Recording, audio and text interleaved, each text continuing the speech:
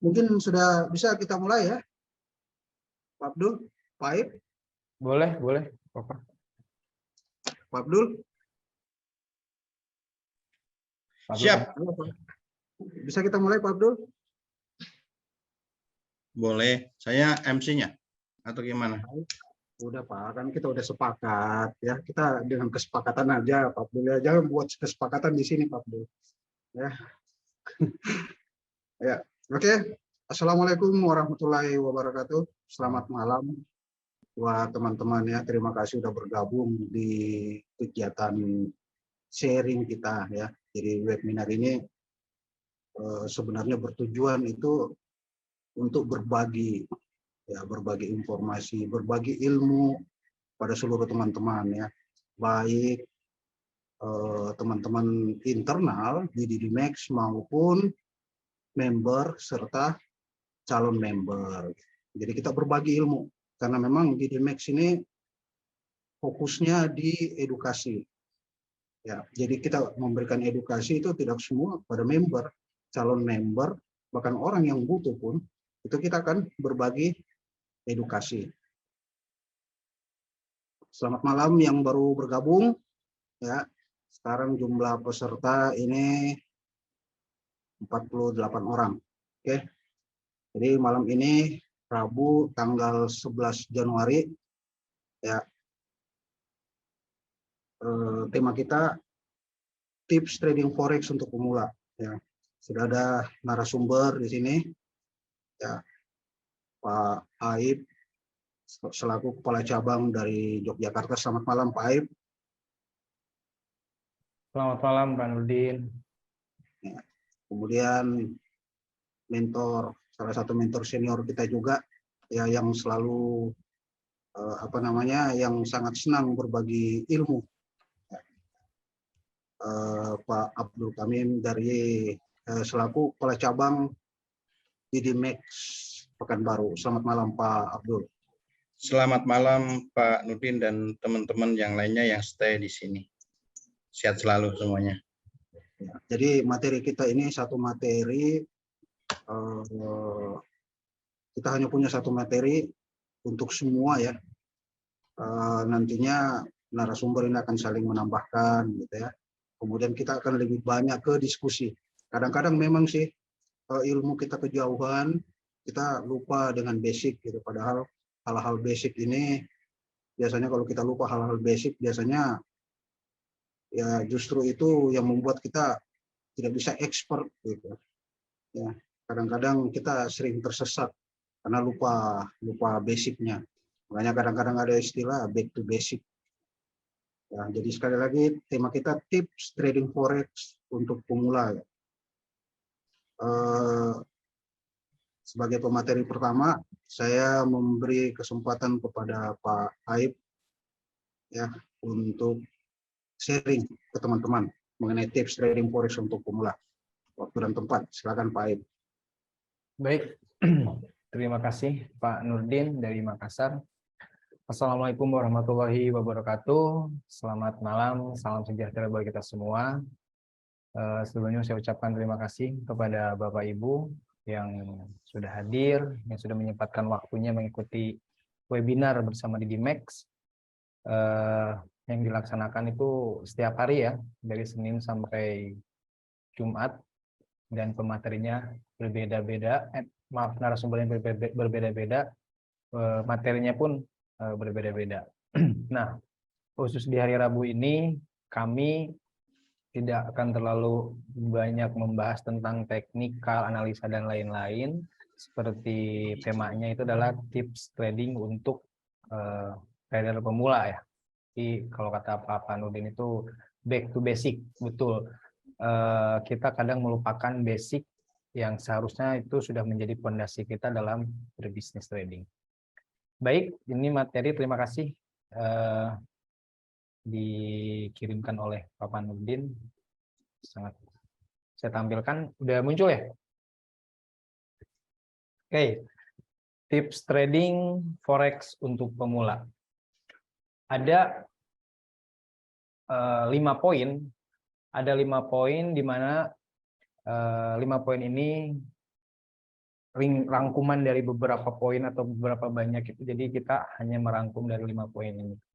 Jadi untuk Bapak Ibu yang sudah terjun ke bisnis trading forex ataupun yang mau bahkan yang belum, ya kita harus paham dulu tentang basicnya. Yang poin pertama itu adalah pahami apa itu forex. Nah, kita akan berbisnis trading forex sedangkan kita tidak tahu apa itu forex sebenarnya.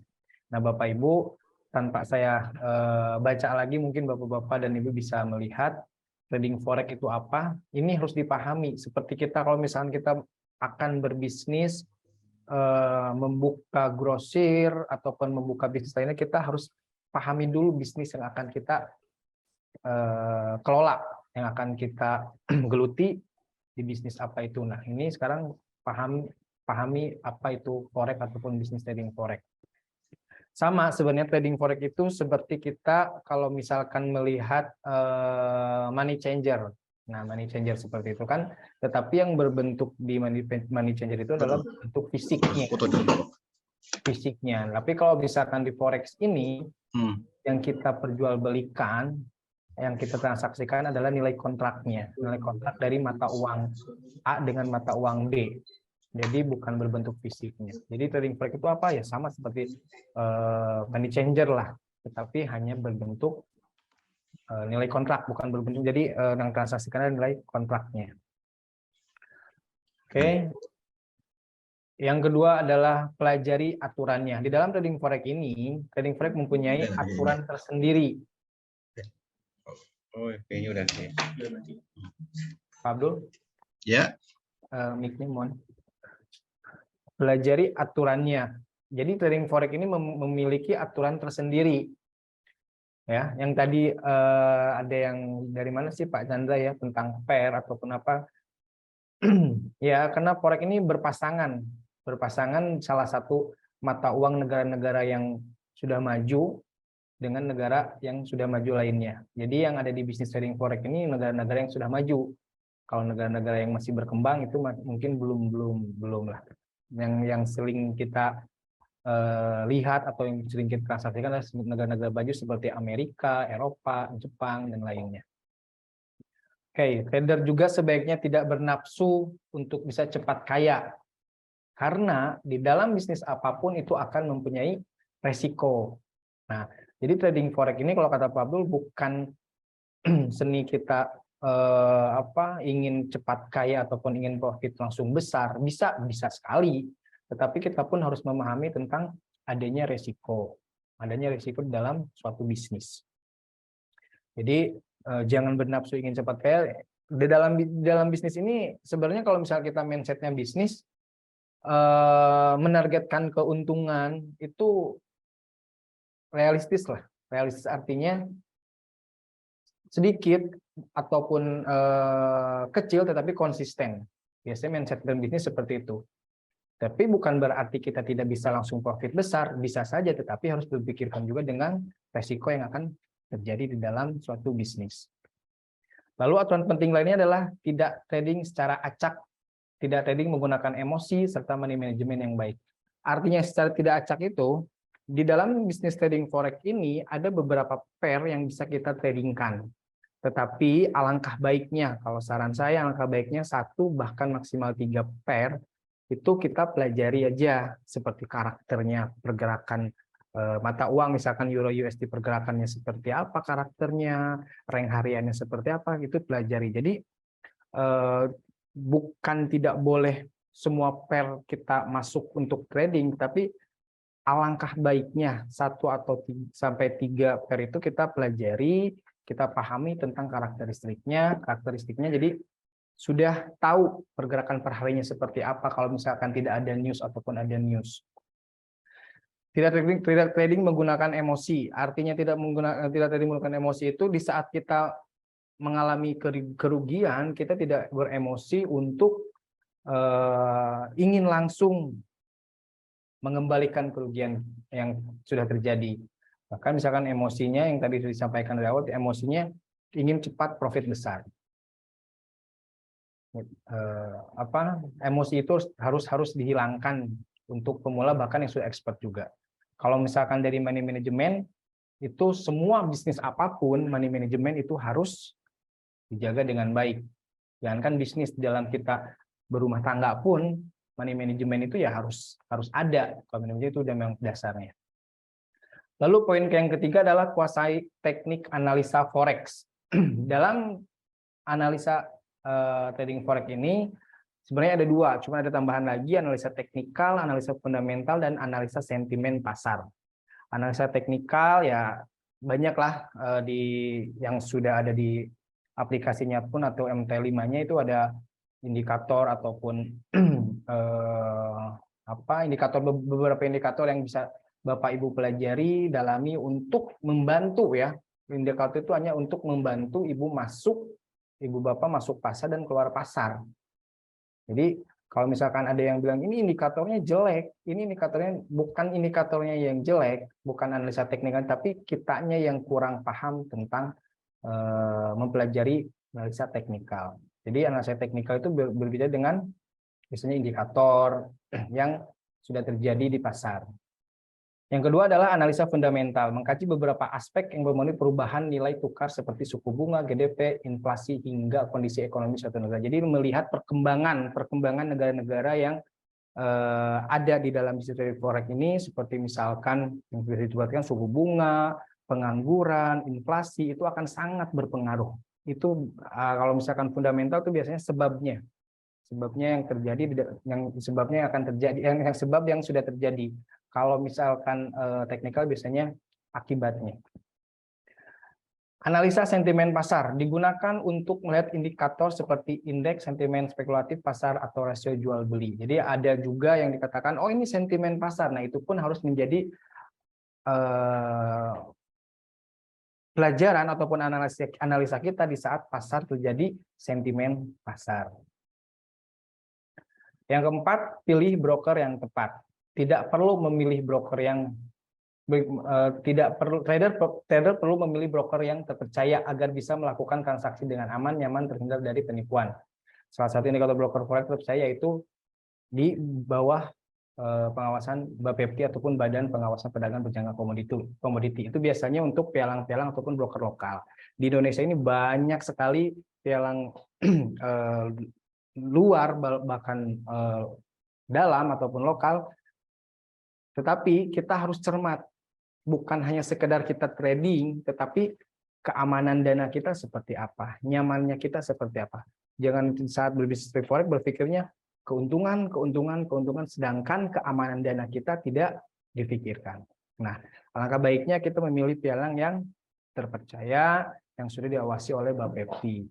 Jadi kalau ada apa-apa kita enak mengadunya ke ada tempat atau lembaga yang menaungi kita untuk mengadu, misalkan BAPEPTI, Badan Pengawasan Perdagangan Komoditi, seperti DIMEC ya sudah diawasi oleh BAPEPTI. Selain kita memilih broker yang diawasi oleh BAPEPTI pun ya kita harus memilih pialang yang kita masuk trading itu, belajar trading forex itu kita dibimbing nggak sih? Kita dikasih edukasi nggak sih? Apa hanya kita setelah kita baca-baca, oh ini bisnis trading forex seperti ini, caranya seperti itu, lalu kita terjunlah. Di saat terjun kita tidak ada yang bimbing. Sama aja kita masuk ke dalam hutan, kita tidak tahu jalan keluar. Kita buta di dalam hutan itu, bingung, sama seperti itu. Kita cari broker yang terpercaya, diawasi oleh BAPEPTI, dan memberikan edukasi, memberikan bimbingan, memberikan pelatihan, sehingga kita belajar pun atau trading pun nyaman. Trading sambil belajar ya nyaman. Seperti itu. Jadi saya tidak berbicara di DIMEC, oh enggak. Silahkan Bapak Ibu pilih, di Indonesia itu banyak pialang lokal yang diawasi BAPEPTI, tetapi cari juga yang memberikan edukasi dengan baik. Cari juga yang memberikan pelatihan yang baik. Cari juga yang membimbing kita dari nol sampai menjadi trader mandiri ataupun menjadi expert. Kayak gitu. Yang kelima, kenali manajemen risiko. Ini yang terakhir, kenali manajemen risiko. Pelajari manajemen risiko dengan baik, karena trader pemula biasanya terlalu fokus dengan keuntungan dan lupa meminimalkan risiko. Trader pemula wajib memiliki pengetahuan tersebut agar bisa bertani dengan trading dan mendapatkan peluang yang jauh lebih baik. Sebenarnya ini bukan hanya untuk manajemen risiko, ini bukan hanya untuk trader pemula ya, semua trader yang sudah terjun, yang sudah expert, saya sendiri pun sama, masih dan harus dan wajib kenali manajemen risiko ini. Karena itu sangat penting sekali menurut saya. Manajemen risiko, jadi tidak terlalu fokus yang sudah tadi saya bahas dari awal, tidak terlalu fokus dengan keuntungan. Memang kita berbisnis apapun, target kita adalah keuntungan. Tetapi coba melihat di sisi lain adanya resiko. Resiko tidak bisa kita hindari. Resiko tidak bisa kita hilangkan. Tetapi resiko kita bisa minimalisir. Sehingga resiko yang kita minimalisir berubah menjadi peluang keuntungan. Itulah di dalam bisnis trading forex ataupun bisnis lainnya. Sehingga kita bisa bertahan, kita bisa tenang, kita bisa santai, belajar, dan memulai bisnis trading forex ini. Manajemen risiko saya tekankan bukan hanya di dalam bisnis trading forex. Semua bisnis apapun harus mengenali tentang manajemen risiko. Jadi 5 poin ini yang menurut saya sangat penting untuk para trader pemula, bahkan yang sudah terjun, yang sudah memahami trading pun harus ngulas lagi nih, balik lagi. 5 poin ini kita konsisten melakukan nggak? Kita melakukan ataupun melupakan. Nah, yang dikhawatirkan karena melupakan tinggal 5 poin ini tentang dasarnya, ya udahlah ini karena ini dasar, jadi ya udahlah nggak usah. Padahal ini fondasi kita, tameng kita untuk terus belajar, terus melangkah di dalam bisnis trading forex ini. Seperti itu Bapak Ibu, 5 tips yang dibuat oleh kami tentang tips trading forex untuk mulai. Meskipun banyak beberapa tips, tetapi kita ngambil garis besarnya agar tidak terlalu banyak materi dan nanti kita lebih banyak ke sharing-sharingnya untuk Bapak Ibu yang ada di webinar malam ini. Seperti itu Bapak Nurdin untuk materi yang saya sampaikan, tips trading forex untuk pemula. Terima kasih atas waktunya. Assalamualaikum warahmatullahi wabarakatuh. Baik lagi. Waalaikumsalam warahmatullahi wabarakatuh. Ya, jadi terima kasih ya atas sharingnya dari Master Aib. Ya, ini sekali lagi kita back to basic ya. Tadi udah dijelaskan dengan sangat simple dengan bahasa yang sederhana ya, bahwa kadang-kadang memang kita melupakan hal-hal dasar ya, kalau misalkan apalagi kalau kita sudah masuk intermediate ya, apalagi kalau udah masuk di expert, kadang-kadang kita lupa gitu. Terlalu percaya diri dengan keuntungan-keuntungan yang sering kita dapatkan sehingga kita lupa hal-hal basic, misalkan memanfaatkan manajemen risiko atau money management. Kadang-kadang seperti itu, ya. Betul. Nah, itu yang sudah dipaparkan tadi oleh Pak Aib. Ya, next narasumber kita selanjutnya Pak Abdul. Saya persilakan Pak Abdul untuk teman-teman yang ingin bertanya. Ya, nanti di akhir sesi kita akan jawab pertanyaan satu persatu. Nanti pertanyaannya bisa melalui chat room-nya. Ya, silakan Pak Abdul. Oke, Assalamualaikum warahmatullahi wabarakatuh. Selamat malam, salam sejahtera buat semuanya. Sesuai dengan apa yang tadi disampaikan, saya kira sudah detail ya, Pak Nurdin ya, Pak Aib. Tapi kita bolehlah kita istilahnya diskusi, ini ruang diskusi. Saya juga akan share untuk menambahi aja, dan nanti untuk memperjelas juga, biar teman-teman juga yang istilahnya belum begitu jelas, kita bisa inikan. Sebentar, saya inikan dulu. Sama ini materinya, karena ini materi sebenarnya spesialis yang bikin adalah Bapak Nurdin. Kita hanya menyampaikan yaitu tentang trik trading forex untuk pemula. Ya, biarpun saya lihat di sini itu teman-teman itu ada yang sudah bukan pemula lagi, ada yang sudah beberapa tahun berkecimpung di dunia trading, tapi tidaklah salah jika kami ingin menguraikan dari dasarnya, ya kan. Ini Jangan sampai kita sudah terlalu jauh, dasarnya nggak ngerti, asal klik saja. Oke. Jadi sudah dijelaskan Pak Aib juga ya, tip trading. Yang pasti adalah kita harus tahu tentang apa sih forex, kan? Forex itu udah jelas, ini singkat tadi forex exchange atau pertukaran mata uang. Kenapa sih ini bisa terjadi bahwa mata uang kok bisa dibisniskan untuk jual beli? Ini sebenarnya sederhana ya. Dasarnya dulu gini, misalkan kita ya Bapak atau Ibu, Maaf, Abdul dipotong. Ini belum muncul Abdul, maaf materinya. Ya. Belum muncul, maaf. Oke. Ini ya. Ini. Oke. Saya ulangi dulu. Sekarang udah ya? Sudah. Lanjut, Iya. Oke, maaf ini terlalu canggih. Ada dua kemungkinan terlalu canggih atau yang saya ngoperasikannya nggak pas, gitu aja ya. Harap maklum. Oke, jadi jika bakal pertukaran mata uang kenapa bisa diperdagangkan? Kenapa? Mata uang suatu negara itu bisa berfluktuatif, bisa naik turun. Contohnya gini, dolar ya, sederhana. Awalnya ketika saya mau keluar negeri ini, otomatis kan misal ke Amerika, punya anak di sana wisuda, mau tidak mau saya harus pergi ke Amerika. Nah, untuk ke Amerika otomatis saya kan punya uang rupiah ini. Saya harus tukar dulu kan ke dolar, ke money changer. Nah, contoh sederhana, sekarang $1 10.000 harganya. Berarti kalau saya ingin membutuhkan keluar negeri, berapa ya kira-kira misalkan seperti itu. Misalkan saya butuh $100, artinya saya harus menyediakan uang sebesar 1 juta. Kalau saya pengen $1.000, berarti saya harus menyediakan uang 10 juta. Kalau misalkan saya perlu biar aman di Amerika tersebut, saya mau beli 10.000 US dollar, artinya saya harus menyediakan uang 100 juta. Ini contoh sederhana. Nah, dalam perkembangan bulan depan saya mau keluar negeri, saya belinya sekarang nih. Ya kan? Saya beli 100 juta dapat 10.000 dolar. Saya belum berangkat ini. Dalam perkembangan, ternyata karena situasi perekonomian di Amerika, nilai dolarnya naik. Nah, nilai dolarnya naik. Dari harganya misalkan 10.000, ternyata jadi 15.000. Nah, saya belum berangkat.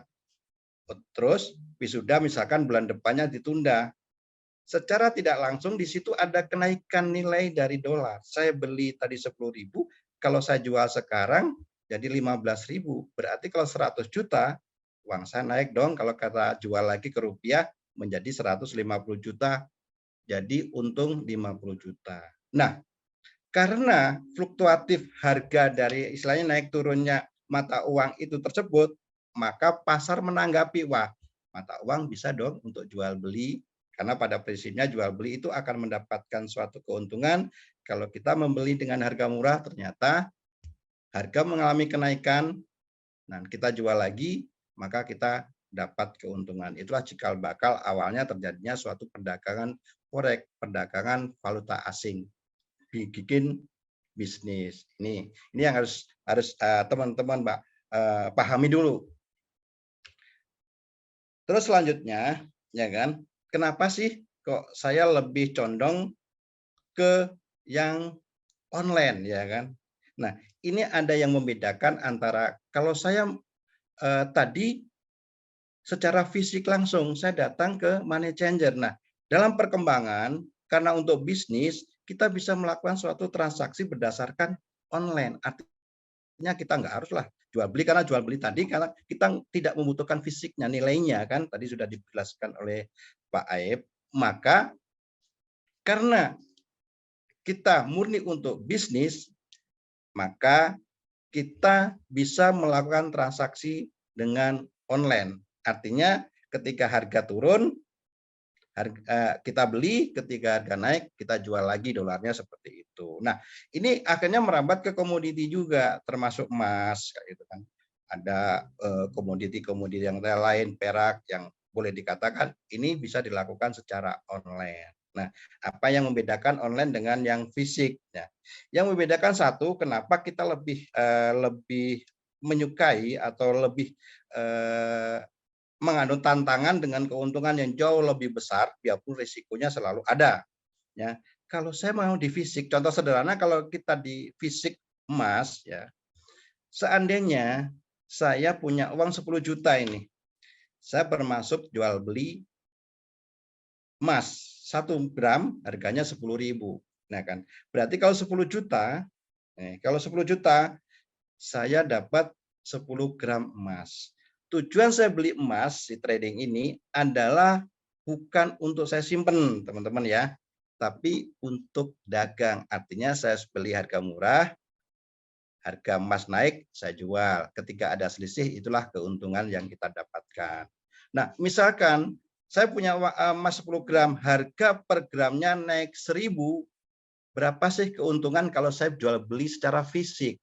Ya kan? Otomatis kalau naik 1.000, emas kita tadi adalah 10 gram, berarti per gramnya 1.000 kali 10 gram. Berarti untung kita cuma 10.000. Ya. Nah, kalau kita ditransaksi di online, kelebihannya apa? Adanya leverage, di mana ada nilai kontrak, tadi Pak Aib juga sudah jelaskan. Dalam online, 10.000 itu dapat nilainya adalah, kalau di online itu dapat nilai kontrak sebesar 1 lot. Di mana 1 lot itu adalah satuan ya. Satuan ini contohnya gini, kalau saya jual beli beras satuannya kilo, ya kalau jual beli minyak satuannya liter, seperti itu. Nah, dalam online trading itu satunya lot. Nah, di mana nilai kontrak 1 lot kita punya uang 10 juta, kalau di online kita dapatnya untuk emas itu adalah nilai kontraknya adalah $100. Nah, ini yang membedakan. Nilai kontrak $100. Artinya dengan $100 nilai kontrak itu kita dapat 100 troy on ya. 100 troy on. Ya, maaf tadi 10 juta, kita dapatnya per lotnya adalah 100 troy on.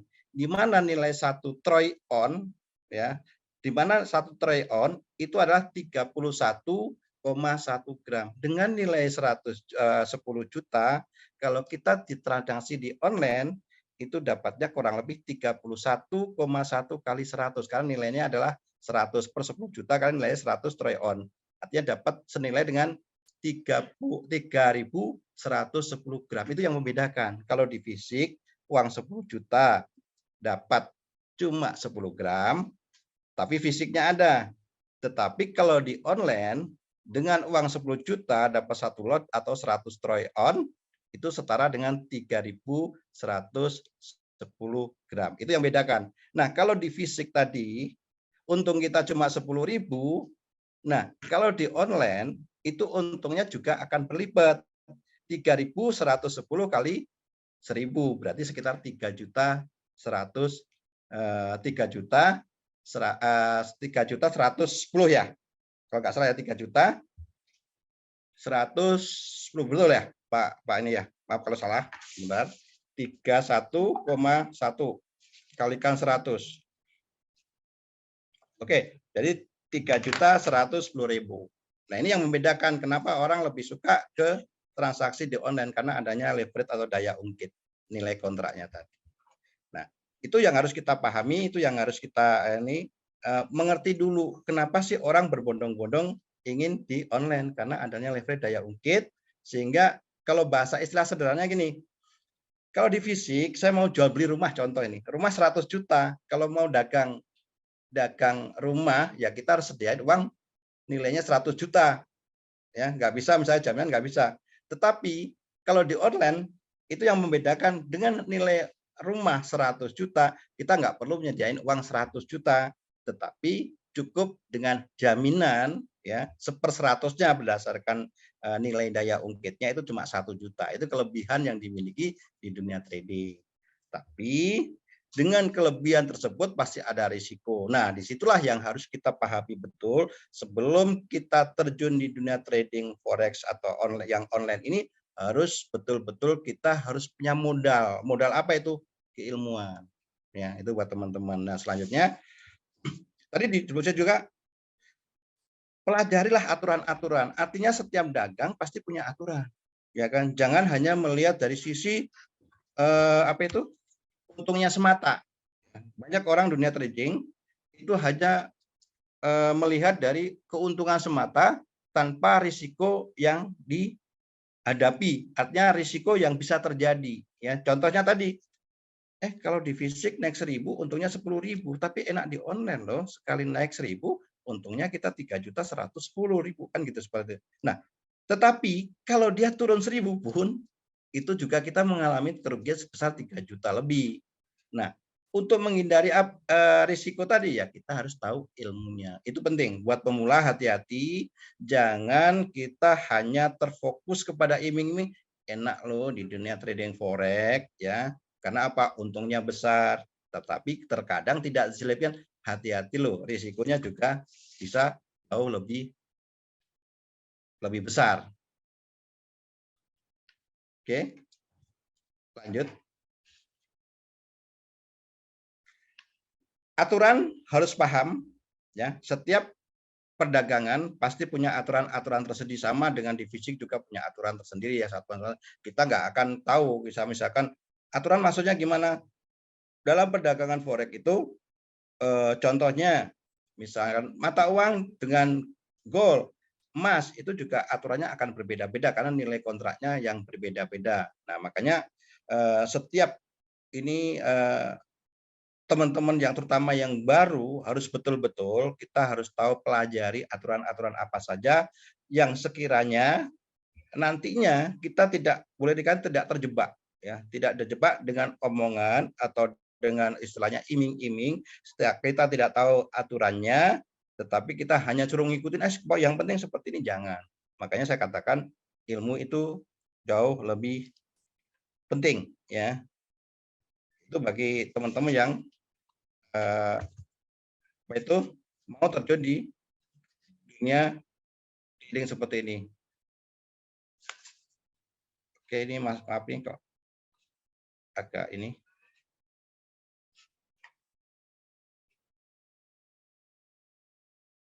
Agak gangguan ya. Oke. Setelah kita tahu aturannya, tata yaitu keilmuan. Tadi juga sudah dijelaskan oleh Pak Aib. Ya. Untuk di dunia trading ini tentunya kita harus betul-betul belajar. Nah, belajar itu kan ada macam-macam ya. Ini harus kita tahu tentang teknik analisa dalam perdagangan forex trading tersebut. Ini udah dijelasin tadi juga sama ya. Kuasailah teknik analisa forex, di antaranya adalah teknikal ya. Teknikal adalah berdasarkan data-data yang sudah terjadi biasanya. Jadi menghitung data-data terjadi, misalkan kita kalau di real kebutuhan hidup, contoh aja saya mau dagang beras, itu datanya sudah ada, kita harus mempelajari. Kalau misalkan hari Senin itu kapasitas jualnya berapa, kita harus betul-betul menguasai. Selasa apakah sama dengan Senin, Sabtu Minggu ataukah sama dengan hari Senin, misalkan seperti itu. Itu juga harus kita pelajari. Jadi itu namanya, nah kita harus mempertimbangkan melihat dari data-data. Itu yang disebut dengan analisa teknikal. Jadi analisa teknikal menghitung suatu data yang sudah terjadi berdasarkan volume atau berdasarkan jumlah transaksi yang sudah lampau, dalam pengertian sudah berjalan, bukan sehingga kita nantinya bisa untuk mempertimbangkan bagaimana sih untuk kira-kira pergerakan dari harga berdasarkan yang sudah terjadi. Itu teknikal ya. Yang kedua, kita juga harus tahu yang namanya analisa fundamental ya, di mana ini digabung ya, analisa fundamental sebenarnya ada dua ya. Ada fundamental itu yaitu analisa fundamental berdasarkan data ya. Jadi berita-berita yang ada, terutama kalau kita misalkan transaksinya apa nih, contohnya jual beli mata uang. Mata uang apa? Dolar. Maka kita juga harus tahu berita-berita fundamental yang ada di Amerika. Karena mau tidak mau data itu akan mempengaruhi naik turunnya suatu mata uang. Contoh sederhananya misalkan kalau data yang fundamental yang berdasarkan data ya, contohnya adalah misalkan jumlah tenaga kerja. Artinya seandainya Amerika nih ada data tenaga kerja mengalami kenaikan yang cukup signifikan. Artinya perekonomian Amerika itu bagus. Berarti nilai mata uang Amerika akan mengalami kenaikan. Nah, artinya kalau mengalami kenaikan, ya berarti kita saatnya untuk sebelum harga naik otomatis kan, wah beritanya bagus ini Amerika mata uangnya naik, ya kita belilah untuk mata uang Amerika. Ini contoh sederhana seperti itu, ya kan. Nah di samping itu ada juga kan analisa berdasarkan sentimen pasar. Sentimen pasar adalah suatu indikator yang tidak berdasarkan data, tapi beberapa biasanya berdasarkan pembicaraan, misalkan dengan seseorang yang punya pengaruh terhadap perekonomian dunia, itu juga akan mempengaruhi pergerakan dari mata uang yang kita jual belikan. Ya, itu penting. Karena bisa jadi misalkan maaf nih Gubernur Bank Sentral Amerika mau mengadakan suatu apa itu namanya seperti pembicaraan apakah kedepannya suku bunga akan dinaikin, contoh ya, misalkan suku bunga akan dinaikkan atau tidak, itu juga akan mempengaruhi pergerakan dari mata uang yang bersangkutan, biarpun hanya ucapan, data belum keluar. Misalkan dia mengatakan, oh ya, langkah terbaik saya akan menaikkan suku bunga, itu berdasarkan sentimen seperti itu, harga juga bisa bergerak dengan dan kencang.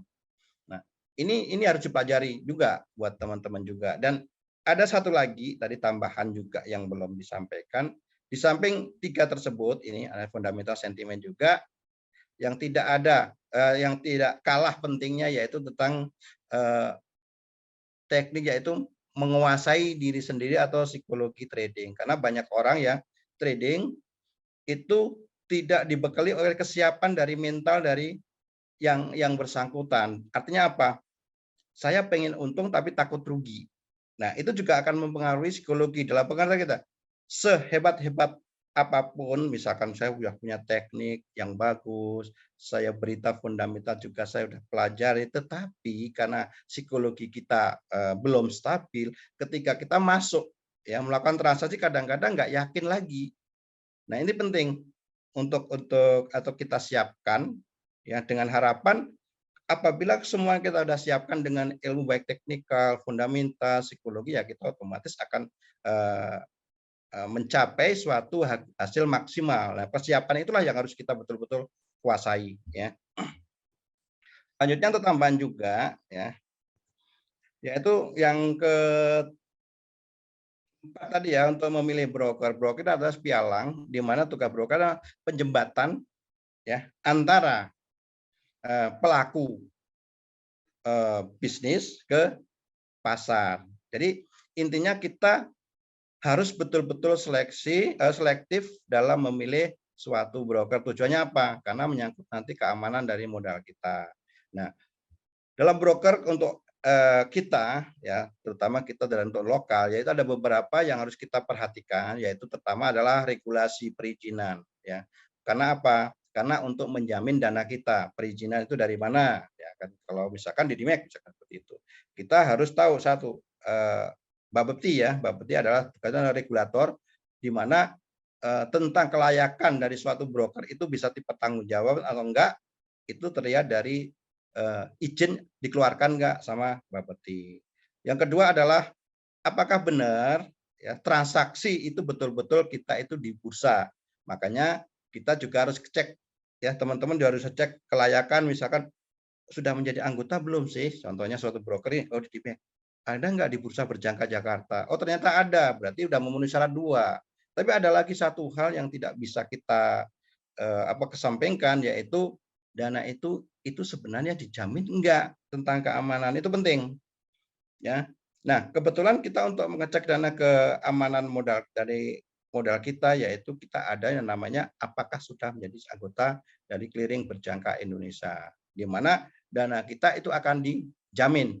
Ya, artinya apa? Maaf nih, seandainya suatu terjadi masalah mau dengan broker, maka dana kita jangan pernah merasa akan hilang, tapi dana kita akan dijamin 100%, bahkan ya biarpun di KBI kita jaminkan ada 70%, tapi untuk 30% adalah kita di segregated account. Itu yang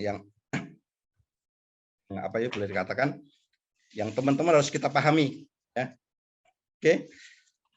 Yang keempat, kelima ya.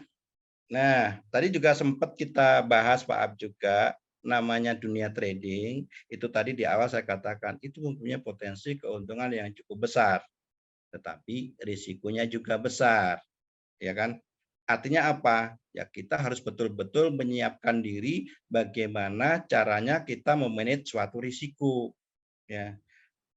Selalu dikatakan, saya juga selalu mengatakan bahwa trading itu sebenarnya adalah bisnis memanage risiko. Kalau menurut pandangan saya, bukan bisnis untuk bagaimana memanage suatu keuntungan. Karena pada prinsipnya orang akan lebih siap untuk memanage keuntungan daripada risiko. Kebanyakan siap untung, nggak siap rugi. Tetapi yang sering terjadi kita mengabaikan apa yang disebut dengan bagaimana kita memanage suatu risiko. Nah, itu penting. Nanti ditanya jawab kita bisa lah ya, kita diskusi bagaimana sih manajemen risiko yang baik, ya kan? Bagaimana sih analisa yang sekiranya mampu buat para pemula, tidak ribet-ribet, tetapi kita memberi suatu peluang keuntungan yang bisa konsisten seperti itu, ya. Nah, mungkin itu yang bisa saya sampaikan tambahan, Pak Nurdin. Mudah-mudahan apa yang bisa saya sampaikan ini juga menambah wawasan buat teman-teman semua yang ada di sini. Terima kasih. Nanti kita sambung di tanya jawab. Baik, terima kasih Pak Abdul ya atas tambahan dari narasumber sebelumnya ya, dari Pak Aib. Sangat komplit, sangat komplit. Tadi udah dijelaskan ya teman-teman mengenai tipsnya ya. Jadi kita harus memahami apa itu forex ya. Kita harus pelajari aturannya, kemudian kita harus kuasai teknik analisisnya ya. Teknik analisis ini kan tidak selamanya yang ada juga yang tingkatan dasar gitu, yang lebih simpel. Kemudian juga yang tidak kalah penting, kita harus pintar-pintar memilih broker yang tepat.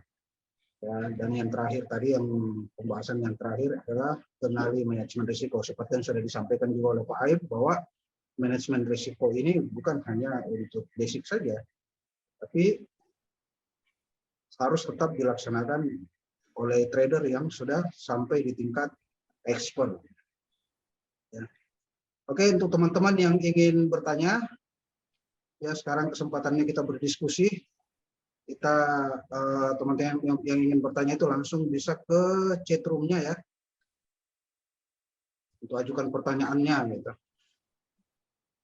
Ini belum ada yang bertanya, mungkin karena pertanyaannya basic, sementara pesertanya mungkin intermediate dan ya betul, sudah di tingkat intermediate maupun di tingkat expert. Jadi ya, cuma yang jelas kita pilih tema basic malam ini itu untuk sekali lagi saling mengingatkan ya, bahwa setinggi apapun ilmu kita jangan lupa back to basic ya, karena basic ini disitulah awal mulanya kita belajar gitu, yang dari penuh keraguan sampai kita yakin gitu ya, kemudian kita confident.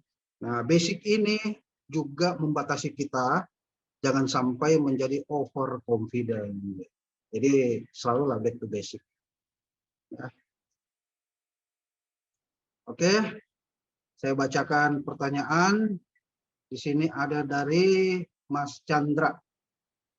Dia mau tanya mengenai tipe-tipe akun di DidiMax, ya, tipe-tipe akunnya gitu ya. Mungkin siapa yang mau jawab? Pak Abdul atau Pak Aib?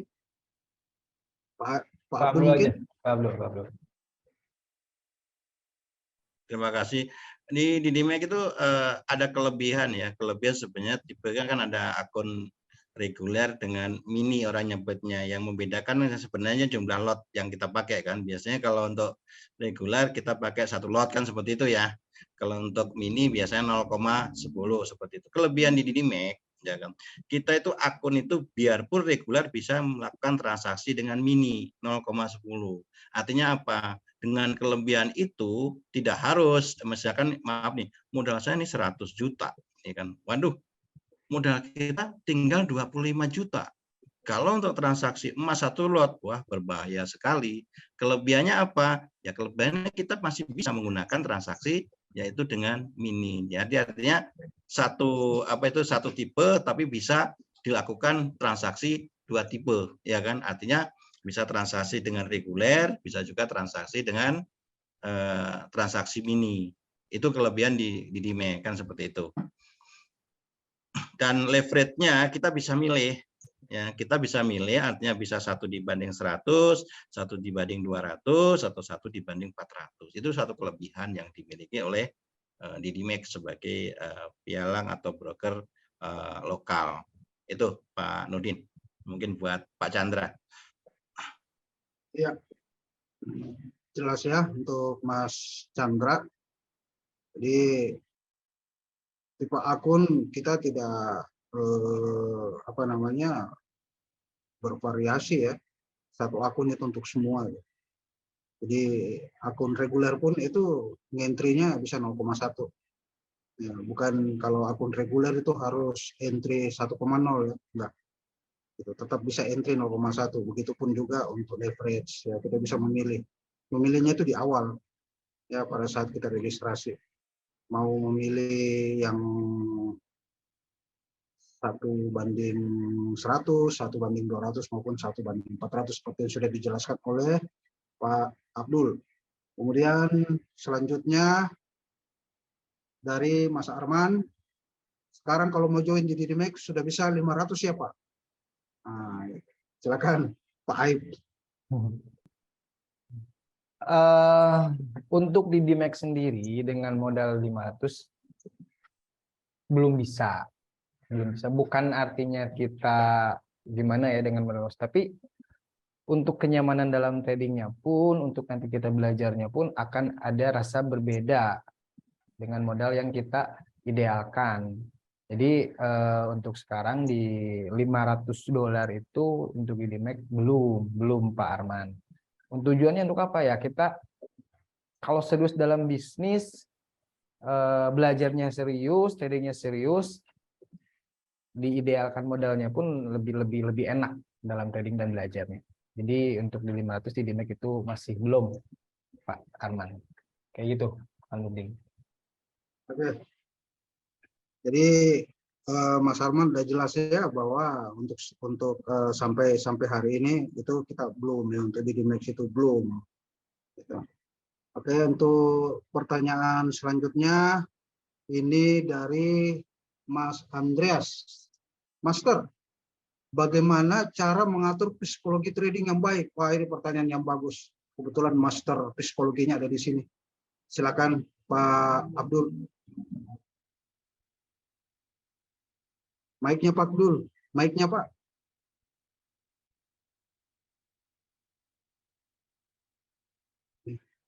Oke. Dari Pak Andreas Wijaya ya. Master, bagaimana? Ini sebenarnya bukan master ya. Kita belajar lebih duluan aja.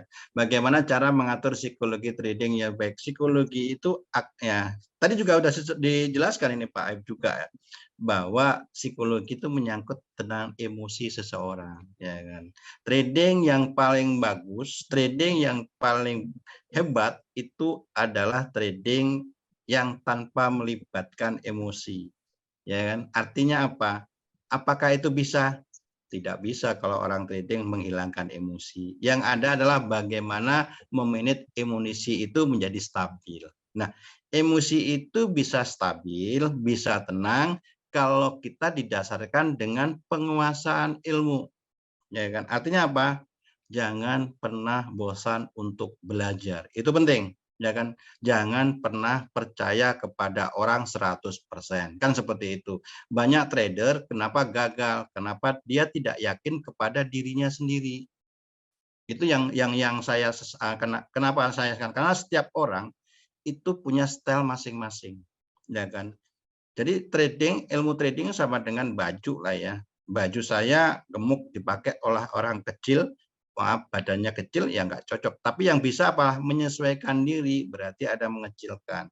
Nah untuk Untuk itu artinya apa? Kita harus betul-betul dengan keilmuan yang kita miliki, ya kan? Dengan backtest ke belakang, kita akan menentukan setiap transaksi kita akan merasa yakin, ya kan? Biarpun setiap transaksi tidak harus kena untung terus, saya kira nggak mungkin juga ya, sehebat apapun pasti ada tingkat fals. Tapi tingkat falsnya ketika kita uji sudah di bawah 30%, ya setialah terhadap sistem trading tersebut. Nah, ketika kita sudah melatih terus, maka disitulah psikologi kita akan teruji. Teruji artinya tenang, oh iya pola seperti ini udah pernah terjadi. Nah, ini bisa terjadi karena belajar berdasarkan apa? Kita punya jurnal trading, laporan transaksi itu harus ada. Saya selalu menekankan kan buat teman-teman, setiap trader itu wajib hukumnya punya namanya jurnal trading, biar tahu ya trading zaman dari dulu sampai sekarang itu sebenarnya sama polanya. Kalau teman-teman jeli, yang nggak ada dalam seumur-umur saya pernah trading ini ya, terjun nggak ada satu candle naik besok naik terus, nggak ada pernah turun, nggak ada. Tapi polanya itu akan sama. Ketika harga udah naik, pasti akan turun sebagai koreksi, ataukah perubahan koreksi seperti itu menjadi tren baru. Nah itu polanya seperti itu. Yang membedakan hanya volumenya aja. Volumenya nambah. Kenapa? Jumlah orang yang transaksi di dunia online seperti ini jumlahnya nambah. Artinya itu bisa kedeteksi kalau kita punya namanya jurnal trading. Nah, ketika kita udah tahu, setiap transaksi itu akan memberi kenyamanan. Oh iya, ini pernah terjadi loh. Berarti target keuntungan maksimal di sini, risiko di sini. Kena TP ataupun stop loss, jangan pernah kalau TP terlalu euforia, wah sampai joget-joget di atas meja, ya jangan juga, ya kan. Misalkan kita kena stop loss rugi, misalkan, ya jangan terlalu disesali, terlalu mendalam banget, ya jangan. Diambil evaluasinya. Nah, kalau kita nanti udah hal itu sudah menjadi habit kebiasaan, maka secara psikologi kita juga akan tenang. Jangan sampai ada perubahan. Yang sering terjadi kan perubahan ya. Kita sudah punya target keuntungan sekian, risiko sekian, sukanya diubah-ubah. Nah, itu sampai kapanpun psikologi akan berubah. Waduh, saya banyak loss. Iyalah, untung sedikit diambil, loss banyak, kita biarkan. Artinya kita belum teruji. Itu ada sambungan sekalian ya, Fitri Ramadhani ya. Master, kalau mau main emas, berapa dana yang harus kita siapkan? Bukan psikologi, tapi nggak apa-apa, saya jawab nih. Dana yang harus disiapkan dan berapa besaran transaksi agar trading aman bagi pemula. Nah, besar kecilnya tadi di awal adalah forex mata uang. Contoh sederhana euro USD. Kita yang harus perhatikan adalah pergerakan rata-rata. Karena setiap pasangan pair mata uang ataupun komoditi gold itu berbeda-beda, ya. Jadi sama di dunia nyata juga misalkan di pasar itu orang jualan beras sama orang jualan jagung itu jumlahnya akan berbeda, volume transaksinya dalam pengertian sehari beras berapa? Oh 10 kilo. Belum tentu jagung itu pergerakannya 10 kilo, bisa juga 5 kilo. Nah, dalam istilah tersebut kita praktekkan di sini, misalkan euro USD, ringnya berapa sih? Ring euro rata-rata sehari itu antara 75 sampai 130, hanya nilai kontraknya kan 10 nih, ya kan? Artinya apa? Kalau di emas, range-nya itu bisa sampai 15 sampai 30. Karena kontraknya 100 ya per poinnya itu setara dengan 150 sampai 30 pip kalau di mata uang. Artinya modalnya itu akan beda. Kalau yang di mata uang cuma 130, tetapi kalau di emas itu bisa sampai 300 bahkan lebih, artinya 3 kali lipat. Itu tidak bisa samakan. Kalau di mata uang satu lot, berarti kalau saya mau transaksi di emas minimal modalnya adalah 3 kali lipat. Itu yang paling aman. Jangan disamakan, nggak bisa karena kan jumlah transaksinya beda. Yang banyak kan disamakan. Modal berapa? 1 juta, satu lot. Emas juga satu lot. Ya itu akan jauh. Itu akan psikologi ada satu pasti akan detak jantung jauh lebih besar karena risikonya lebih besar. Makanya kalau misalkan saya modal 100 juta satu lot, kalau emas ya sepertiganya dong, 0,3 dulu lah. Itu yang paling nyaman seperti itu. Itu yang membedakan buat Ibu Fitri ya, Ramadhani. Oke. Selanjutnya, mungkin Pak Ep, selain paham tentang teknikal dan pembaca, apakah sudah cukup bagi para pemula? Pak Ep, boleh atau saya tambahin dulu? Monggo lanjut aja Pak Abdul. Oke, selain paham tentang teknikal dan fundamental, apakah sudah cukup? Belum. Ya kan, teknikal fundamental itu boleh dikatakan sebagian dari seluruh dari istilahnya modal untuk melakukan trading ya. Modal selanjutnya apa? Yang pasti adalah psikologi tadi, ya kan? Psikologi penting loh. Bahkan secara tidak langsung psikologi mewakili 80% ya. Bukan berarti tidak penting, saling hubungan, hanya saja psikologi itu bisa bolehkan porsinya itu jauh lebih besar. Artinya teknikal perlu kita belajar, fundamental juga belajar, psikologi juga kita harus latih terus-menerus agar kita bisa setiap melakukan transaksi dengan ketenangan tanpa diambil emosi yang berlebihan. Itu bahaya. Kalau udah emosi, analisa apapun akan berantakan, biasanya seperti itu. Dan apakah dengan mudah otomatis teknikal, fundamental, psikologi, yang nggak kalah pentingnya adalah modal, ya kan? Modal lalu disesuaikan setiap transaksi. Misalkan modal kita 10 juta, transaksinya berapa? Modal kita 50 juta, transaksinya maksimal berapa? 100 juta, itu yang membeda-bedakan. Itu. Silakan selanjutnya Pak Nurdin, dipandu lagi. Oke, terima kasih Pak Abdul ya sudah menjawab pertanyaan dari Mas Andreas, Mbak Fitri, kemudian Mas Jeff ya. Kemudian dari Mbak Salsa ini, Master, kalau untuk pemula baiknya pakai indikator apa ya teknikalnya? Ya mungkin Pak Aib bisa bantu ya Mbak Salsa. Baik, Mbak Salsa, Master, kalau untuk pemula baiknya pakai indikator apa ya teknikalnya? Sebenarnya kalau berbicara indikator itu tergantung kita. Yang tadi saya sampaikan Pak Abdul, indikator itu seperti pakaian kita pas atau cocoknya kita pelajari. Di dalam MT5 ini sudah banyak sekali indikator yang dimasukkan, yang ada, itu tinggal kita pelajari. Tetapi rata-rata untuk pemula itu biasanya berpacu kepada moving average, biasanya untuk awal-awal pemula, dan bahkan yang sudah expert pun ya masih ke moving average. Nah, untuk pemula yang kalau saran saya, indikatornya coba aja di moving average. Itu mau moving average yang berapa, misalkan 21, 12, 24, 50, 200, itu silahkan saja. Yang pasti kita tahu rules-nya seperti apa. Kita tahu rules-nya moving average itu seperti apa itu namanya, cara kita entry dan cara kita keluarnya itu dari menggunakan moving average itu seperti apa. Itu harus dipelajari benar-benar. Jadi kalau berbicara indikator apa yaitu tergantung kitanya, cocoknya kita memaksakan. Misalkan Pak Abdul nih indikatornya Ichimoku misalkan ya. Ichimoku nih. Saya misalkan moving average, belum tentu saya cocok dengan indikator yang Pak Abdul pelajari. Dan sebaliknya juga belum tentu indikator yang saya pahami cocok dengan Pak Abdul. Jadi indikator itu kayak seperti yang saya bilang, seperti pakaian. Cocoknya kita, pahamnya kita, atau enaknya kita dipakai, ya itulah yang kita pahami dan pelajari. Kayak gitu mungkin untuk pertanyaan Mbak Salsa, Pak Nurdin. Ya, terima kasih Pak Aib ya. Kemudian dari Mbak Heni.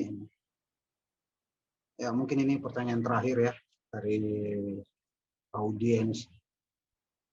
Master, trading itu masuk judi nggak ya? Nah, ini seru nih. Pembahasan yang sudah sangat klasik. Ya, silakan. Siapa ini? Abdul, Pak Abdul. Oh, boleh nanti tambah ya. Trading itu termasuk judi atau bukan, kan gitu aja sih. Pertanyaan cuma satu, ya kan. Segala sesuatu pekerjaan, jual beli apapun itu tidak judi bisa jadi judi kalau semuanya berdasarkan oleh spekulasi tanpa ada analisa apapun, tanpa ada istilahnya apa sebab dan akibat seperti itu. Artinya apa? Kalau kita misalkan terjun di dunia trading seperti ini ya, apakah trading itu kita berdasarkan wah ini harga naik atau turun, ya kan? Kita merem ya, istilahnya tutup mata, hitung jari, up, naik turun, oh turun.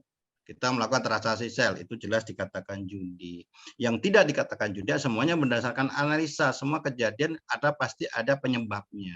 Nah, itu kita bisa boleh dikatakan kita bisa tahu ya apabila kita membaca atau menganalisa. Contohnya, kenapa sih dolar naik? Nah, seperti itu kan. Oh, penyebabnya seperti ini, A, B, C. Oh ya, artinya kenaikan disebabkan oleh misalkan suku bunga turun, ya ke suku bunga naik. Nah, artinya kan ada analisanya. Itu bukan termasuk dalam kategori judi, ya kan? Contohnya, kalau misalkan semuanya dianggap judi, ya dunia forex sama kira money changer semua itu juga dianggap jadi judi, harus diberantas, itu kan seperti itu kan gitulah. Di samping itu juga dalam fatwa MUI juga kan udah dijelasin juga bahwa ini diperbolehkan asal tidak ada unsur spekulasi. Itu tambahin Pak Aib. Udah semuanya. Tadi saya mau bilang bisa dicek di fatwa MUI-nya aja. Oh iya.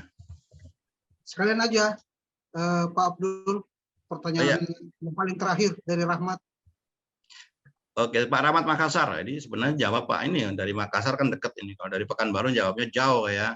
Ini hanya pemahaman saya, apakah crypto option binary termasuk trading, Mas? Iya, sebenarnya trading. Hanya lebih condong kalau misalkan option ya kecondongan lebih berbau-bau spekulan itu ada. Karena kalau option itu kita jual beli, yang dijual belikan barangnya itu hanya sebagai opsi gitu. Nah, itu yang membedakan. Artinya sama dengan kita jualan tapi tidak ada yang kita jualkan, ya kan? Karena itu mengandung bahkan bulan. Sedangkan untuk binary itu adalah transaksi itu dibatasi oleh waktu. Nah, itu sebenarnya boleh dikatakan arah judinya lebih kental, ya biarpun ada analisa tapi kan dibatasi waktu. Contohnya gini, harga emas ini naik atau turun dalam tempo 1 menit. Nah, itu contoh. Wah, berarti analisanya cuma 2. Ya kan, analisa berdasarkan dalam 1 menit naik apa turun, kan seperti itu. Nah, ada unsurnya judi. Kenapa? Karena bisa jadi kalau kita dagang kan nggak ada waktu untuk ditentukan. Kalau kita mau jual masih rugi ya jangan dijual dulu. Ya kan? Artinya kalau belum untung kita harus paksa jual, ya namanya itu adalah pemaksaan. Artinya harus ada aturan-aturan yang jelas. Sedangkan kalau kita tahu sendiri untuk binary juga regulasinya kan jelas ya. Kalau regulasi internasional yang saya pahami adalah Badan Regulasi Perjudian Internasional kan seperti itu. Nah, ini yang harus teman-teman pahami juga, ya kan? Itu dari saya. Mungkin Pak Aib ada tambahan, Pak Nurdin juga boleh, ya kan? Lanjut Pak Nurdin. Saya rasa cukup ya. Jadi belajar trading itu kita diperlengkapi dengan instrumen ya yang mumpuni. Beda kalau misalkan kita mau belajar berinvestasi di luar dari trading gitu ya, properti atau yang lain gitu. Kalau trading ini ada simulasinya. Kita bisa pelajari simulasinya yang persis real ya dengan market gitu. Kita bisa pelajari analisa teknikalnya, fundamentalnya, kemudian kita action. Itu sama dengan akun real. Sementara kalau kita di luar trading mau berinvestasi, itu tidak ada simulasinya. Yang ada ya kita buat estimasi, kita hitung, kemudian kita estimasi, kemudian kita terjun, gitu, berhasil atau gagal, gitu. Nah, kalau di trading, di simulasi kita bisa belajar untuk psikologi trading dan lain-lain sebagainya, kita bisa terapkan di situ, ya. Jadi begini teman-teman, sebagai kesimpulan, ya, sebagai kesimpulan saya mau sampaikan satu hal penting juga bahwa di dunia trading kita tidak pernah, jangan pernah katakan kita sudah punya cukup ilmu, ya, enggak. Belajarlah terus-menerus gitu. Kita padukan antara teknikal, fundamental gitu, pemahaman-pemahaman kita tentang memilih broker, kemudian hal yang paling penting juga mempelajari psikologi trading gitu ya. Karena dengan ilmu yang kita punya, kita itu akan melahirkan kecerdasan intelektual. Gitu. Semakin banyak ilmu yang kita punya, itu akan melahirkan kecerdasan intelektual. Ya, kita pelajari psikologi trading dengan perangkat-perangkatnya ya, baik manajemen risiko maupun money management, itu akan melahirkan kecerdasan emosional.